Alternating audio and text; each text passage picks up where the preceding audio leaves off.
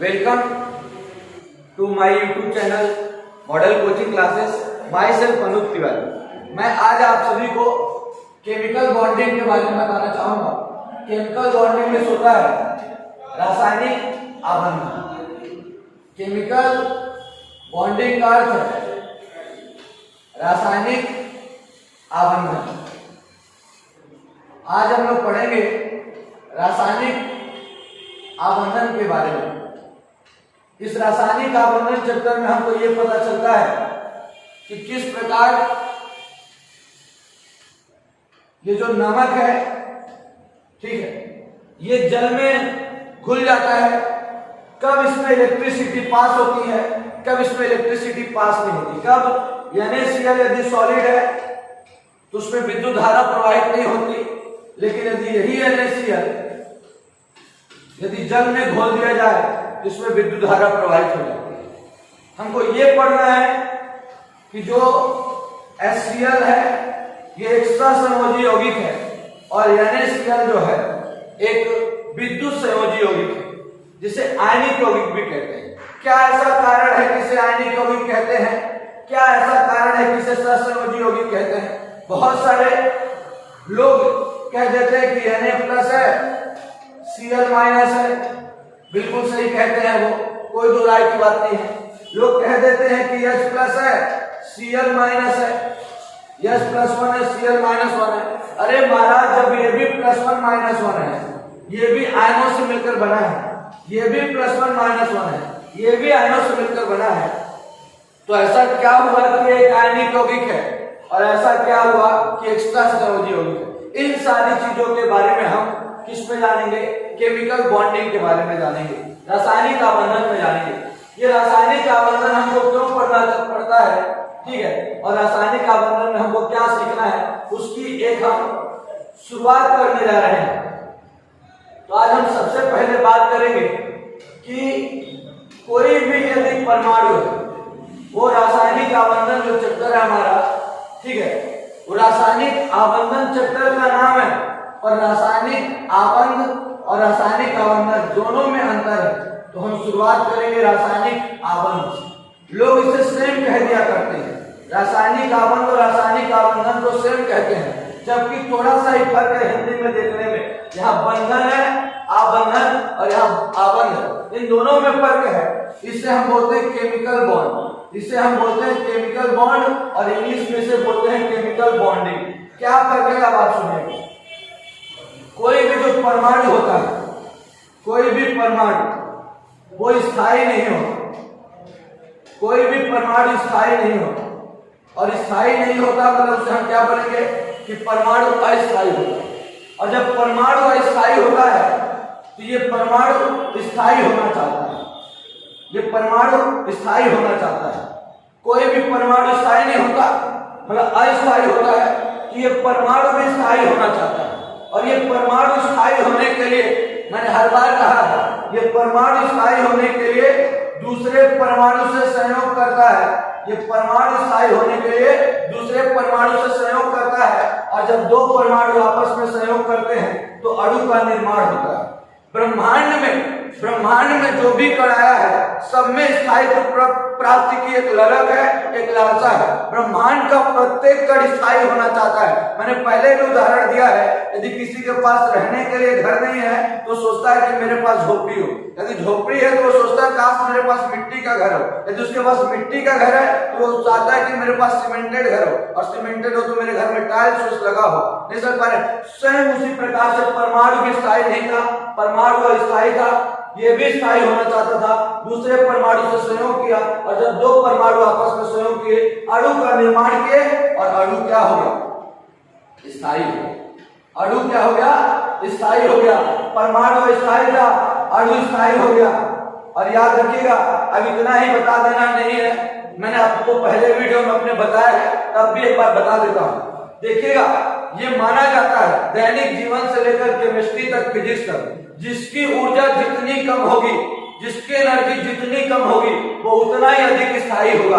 परमाणु जो होता है इसकी ऊर्जा अधिक होती है, जबकि परमाणु की तुलना में अणु की ऊर्जा कम होती है, इसीलिए ये स्थायी है। क्योंकि जिसकी ऊर्जा जितनी कम होगी वो उतना ही अधिक स्थायी होगा। अब आप बोलेंगे ऐसा क्या हुआ कि परमाणु की ऊर्जा अधिक थी और अणु की ऊर्जा कम हो गई? तो सुन लीजिए, एक परमाणु था उसकी ऊर्जा अधिक थी, दूसरा परमाणु था उसकी ऊर्जा अधिक थी। जब दोनों आपस में टक्कर किए, जब दोनों का कोलिजन हुआ, दोनों कोलाइड किए, जब भी दोनों का कोलिजन हुआ ऊर्जा का ह्रास हुआ, टक्कर हुआ, ऊर्जा की कमी हुई, अणु का निर्माण हुआ। परमाणु की तुलना में अणु की ऊर्जा कम थी और जिसकी ऊर्जा जितनी कम वो उतना ही अधिक स्थायी।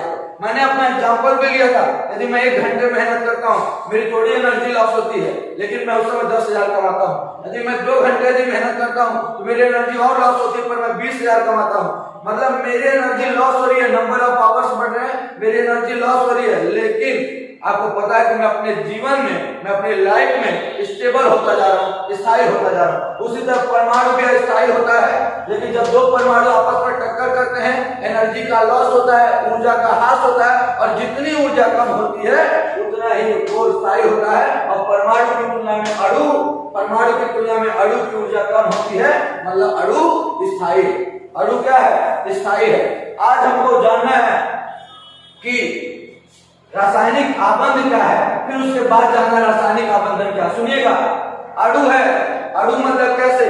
हमने कह दिया एक हाइड्रोजन है वो एक परमाणु है, हमने कह दिया एक दूसरा हाइड्रोजन है वो भी परमाणु है, ये भी परमाणु, ये भी परमाणु, और दोनों आपस में मिले, ये दोनों आपस में मिले, ये बन गया H2, और H2 एक अणु है, स्थायी है। देखिए मैथ में H और H जुड़ते थे, 2H होता था, ये महाराज मैथ नहीं, ये केमिस्ट्री है, इसमें H और H जुड़ेंगे तो किसका निर्माण होगा?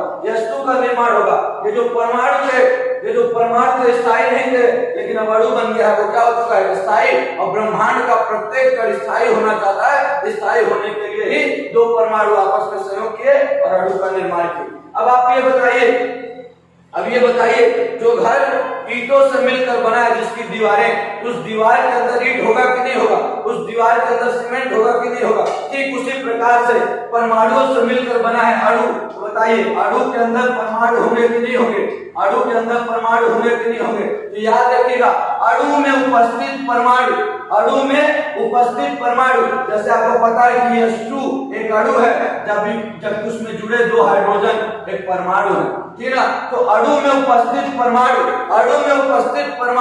जिस आकर्षण, जिस शक्ति या जिस बंध से जुड़ा होता है उसे रासायनिक आबंध कहते हैं। अणु में उपस्थित परमाणु, H2 एक अणु है, इसमें उपस्थित 2 परमाणु हाइड्रोजन और हाइड्रोजन है। अणु में उपस्थित परमाणु जिस आकर्षण, जिस शक्ति या जिस बंध से जुड़ा होता है उसे हम रासायनिक आबंध कहते हैं। अणु में उपस्थित परमाणु जिस आकर्षण, जिस शक्ति या जिस बंध से जुड़ा होता है उसे हम रासायनिक आबंध कहते हैं। हम आज हमसे आप हमारे चैनल पर जुड़े हुए हैं या फिर नहीं जुड़े हैं, यदि आप हमारे बीच में यदि कोई अट्रैक्शन है, कोई आकर्षण कार्य कर रहा है, कोई हमारे बीच में बॉन्ड कार्य कर रही है, हमारे पास कुछ ऐसी पावर है जिसके कारण आप हमसे जुड़े हुए हैं, उसी पावर को केमिस्ट्री में, उसी पावर को कि 2 परमाणु जिस पावर से जुड़े होते हैं, जिस अट्रैक्शन से जुड़े होते हैं, जिस बॉन्ड से जुड़े होते हैं उसे हम केमिकल बॉन्ड कहते हैं। मतलब एक लाइन में यदि परिभाषा कही जाए तो अणु में उपस्थित परमाणु जिस आकर्षण, जिस शक्ति या जिस बंध से जुड़ा होता है उसे हम रासायनिक आबंध कहते हैं। अणु में उपस्थित परमाणु जिस आकर्षण, जिस शक्ति या जिस बंध से जुड़ा होता है उसे हम रासायनिक आबंध कहते हैं। अब ये रासायनिक आबंध हुआ, केमिकल बॉन्ड हुआ, और रासायनिक आबंध की बनने की प्रक्रिया को रासायनिक आबंध आबंधन कहते हैं। रासायनिक आबंध की बनने की प्रक्रिया को रासायनिक आबंधन कहते हैं। ठीक है, याद रखिएगा, जिस तरह से बहुलक बनने की प्रक्रिया को बहुलीकरण, उसी तरह से रासायनिक आबंध की बनने की प्रक्रिया को रासायनिक आबंधन कहते हैं। चलिए अब इसके बाद आपको समझ में आ गया ना रासायनिक बंध क्या है? रासायनिक आबंध को रासायनिक बंध भी कहते हैं, रासायनिक आबंध को रासायनिक बंध भी कहते हैं, केवल बॉन्ड भी कहते हैं। याद रखिएगा, अणु में उपस्थित परमाणु जिस आकर्षण, जिस शक्ति या जिस बंध से जुड़ा होता है उसे रासायनिक आबंध कहते हैं, और रासायनिक आबंध की बनने की प्रक्रिया को रासायनिक आबंधन कहते हैं। आइए अब आगे देखते हैं हम सब। ठीक है, अब हम रासायनिक बंध पढ़े, रासायनिक आबंध पढ़े, रासायनिक आप अंदर पढ़े। अब हम आपको कुछ आगे बताएंगे। देखिए आगे क्या बताएंगे हम आपको, ध्यान से देखिएगा कि रासायनिक जो बंध है, जो रासायनिक बंध है वो केवल कितने प्रकार के होते हैं? 3 प्रकार के होते हैं। कौन कौन से? पहला हमारा होता है आयनिक बॉन्ड। पहला हमारा होता है आयनिक बॉन्ड, जिसे हिंदी में आयनिक बंध, आयनिक बंध, आयनिक बॉन्ड, जिसे हम क्या बोलते हैं हिंदी में, इंग्लिश में आयनिक बॉन्ड कहते हैं। और हाँ, इसके पीछे मैंने परमाणु कहा वो एटम है, और जो उससे मैंने अणु कहा वो मॉलिक्यूल्स है। ठीक है, आयनिक बंध। और दूसरा जो बंध होता है उसे हम बोलते हैं सहसंयोजक बंध। उसे हम क्या बोलते हैं? सहसंयोजक बंध। क्या बोलते हैं? सहसंयोजक बंध, जिसे हम बोलते हैं इंग्लिश में कोवैलेंट बॉन्ड। क्या बोलते हैं? Covalent bond. दूसरे वाले को हम बोलते हैं कोवैलेंट बॉन्ड। और जो तीसरा हमारे पास होता है उसे हम बोलते हैं उपसहसंयोजक बॉन्ड। उसे हम क्या बोलते हैं? उपसहसंयोजक बंध। उपसहसंयोजक बंध। ठीक है, उपसहसंयोजक बंध, जिसे हम बोलते हैं कोऑर्डिनेट बॉन्ड। क्या बोलते हैं? Coordinate bond. उसे हम बोलते हैं कोऑर्डिनेट बॉन्ड। ये 3 प्रकार के बंध हैं। आयनिक बंध का ही नाम है इलेक्ट्रोवैलेंट बॉन्ड। आयनिक बंध का ही नाम है इलेक्ट्रोवैलेंट बॉन्ड। और याद रखिएगा, मेरी क्लास पढ़ना है तो आपको पेन कॉपी लेकर बैठना पड़े। पेन कॉपी लेकर बैठे हो ना, पेन कॉपी लेकर के बैठ जाओ और लिखो सब कुछ, नोटिस करो सारी चीजें। आयनिक बंध, जिसे इलेक्ट्रोवैलेंट बॉन्ड बोलते हैं, इसे हम विद्युत संयोजी यौगिक कहते हैं। क्या कहते हैं इसको? विद्युत संयोजी यौगिक। विद्युत संयोजी यौगिक, विद्युत संयोजी बंध कहते हैं, सॉरी। ठीक है, याद रखिएगा, सहसंयोजक बंध, इसी को सहसंयोजी बंध, उपसहसंयोजक बंध, इसको डेटिव बंध भी कहते हैं। चर्चा करेंगे अपन। तो याद रखिएगा, आयनिक बंध, सहसंयोजक बंध, उपसहसंयोजक बंध। तो याद रखिएगा ये सारी चीजें जो भी निर्माण हो रहा है, कोई परमाणु अस्तर पूर्ण करने के लिए, मैंने कहा कि कोई परमाणु स्थायी नहीं होता। मैंने अभी आपसे कहा कि कोई परमाणु स्थायी नहीं होता, लेकिन आपको पता होना चाहिए, आपको पता होना चाहिए कि कुछ ऐसे परमाणु बनाए गए जो कि क्या है, बता दिया गया कुछ रूल्स में कि ये परमाणु एक ऐसा है जो क्या होता है? स्थायी होता है। वो कौन से ऐसे परमाणु हैं? तो याद रखिएगा, हीलियम, वो है नियॉन। मैंने कहा कोई परमाणु स्थायी नहीं होते, लेकिन आगे चल करके कुछ परमाणुओं को कहा गया कि ये परमाणु स्थायी हैं, जिनॉन और रेडॉन। इसका नाम है हीलियम, इसका नाम है नियॉन, इसका नाम है आर्गन, इसका नाम है क्रिप्टॉन, इसका नाम है जिनॉन और इसका नाम है रेडॉन। ठीक है, ये एक ऐसे परमाणु हैं जो परमाणु होते हुए भी स्थायी है। जैसे कि आज कहते हैं हम लोग कि कोई सर्वज्ञ नहीं हो सकता, कोई संपूर्ण नहीं हो सकता, कोई ओमनी प्रेजेंट नहीं होता। ठीक ना? तो याद रखिएगा, आज किसी ने सर्वज्ञ होने की डिफिनेशन नहीं दी है सर्वज्ञ होने के लिए। तो आज ऐसे ऐसे लोग पड़े हुए हैं, यदि बना दिया जाए कि जो 17 घंटे पढ़ता है वो सर्वज्ञ है, इतनी मेहनत करता है वो सर्वज्ञ है, तो व्यक्ति सर्वज्ञ हो जाएगा, है ना? लेकिन किसी ने ये बनाया ही नहीं कि सर्वज्ञ होने के लिए ये डिफिनेशन है। तो ऐसे वीर पुरुष पड़े हुए हैं पृथ्वी पर जो सर्वज्ञ हो जाएंगे। लेकिन परमाणु के लिए क्या किया गया? परमाणु के लिए कुछ वैज्ञानिकों ने कहा कि परमाणु अस्थायी होते हैं, लेकिन उन्हीं में से 6 ऐसे परमाणु भी हैं जो क्या होते हैं? स्थायी होते हैं। उसके लिए कोटेशन दिया कि जिनके अंतिम कोष में 8 इलेक्ट्रॉन होते हैं। ये सारी बातें मैं बता चुका हूं मेरी पिछली वीडियो में, जाकर के आप चेक कर सकते हैं। ठीक है, वो डिस्क्रिप्शन बॉक्स में होगा। इसमें याद रखिएगा, हीलियम का परमाणु क्रमांक जो होता है, हीलियम का परमाणु क्रमांक वो होता है कितना? 2। नियॉन का परमाणु क्रमांक कितना होता है? 10। कैसे पता करेंगे? एक का याद रखिए, बाकी दूसरे में 8, 8, 18, 18, 32। ठीक ना? 8, 8, 18, 18, 32। 2 आपको याद है, 2 में 8 जोड़ दीजिए, 2, 8, 10। ठीक ना? अब आपको अगले को पता करना है, कुछ भी नहीं, सब कुछ जादू है। 10 में 8 जोड़ दो, एक बार 8 जोड़ चुके तो दोबारा 8 जोड़ दो, 10 में 8 जोड़ेंगे कितना आएगा? 18। अब आपको अगले वाले का पता करना है परमाणु क्रमांक, तो 18 में 18 जोड़ दो, कितना आएगा? 36। फिर अगले वाले का परमाणु क्रमांक आपको पता करना है, 36 में 18 जोड़ दो, क्या बोलेंगे? 54। अगले वाले का परमाणु क्रमांक पता करना है, अब 32 जोड़ दो, और 54 में 32 जोड़ेंगे तो क्या आएगा? 86 आएगा। और याद रखिएगा, ये परमाणु क्रमांक है। यदि आपको नहीं पता तो मेरी पिछली वीडियो में जाकर चेक कर सकते हैं। और इलेक्ट्रॉनिक विन्यास करना सिखाया था। इसका भी इलेक्ट्रॉनिक विन्यास तो हीलियम का 2 होता है, नियॉन का 2 और 8 होता है। आर्गन का 2 8 और 8 होता है। इसी प्रकार जितने भी है ना सबके अंतिम कोश में 8 इलेक्ट्रॉन होगा, सबके अंतिम कोश में 8 इलेक्ट्रॉन होगा। और जिसके भी अंतिम कोश में 8 इलेक्ट्रॉन होता है उसका अष्टक पूर्ण होता है, ऑक्टेट कहते हैं, और उस परमाणु को स्थायी मान लिया गया। आप बोलेंगे चलिए ठीक है बहुत होशियार बन है, इसमें तो 8 नहीं है उसके बाद भी स्थायी है, कैसे स्थायी है?